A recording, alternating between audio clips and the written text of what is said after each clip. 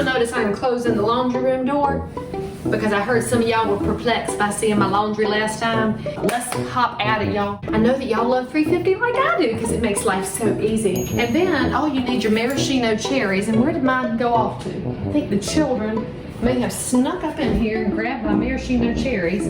That's a lot of butter. Okay, gracious and mercy. That's why this is gonna be so good.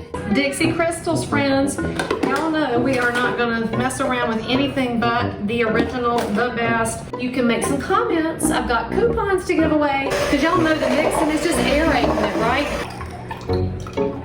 Okay, right straight out of the can. Some of y'all are probably horrified. Don't worry, you'll be all right.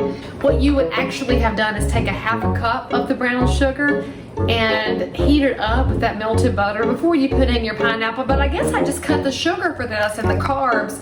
So I think that makes me a keto hero. Is that how this works?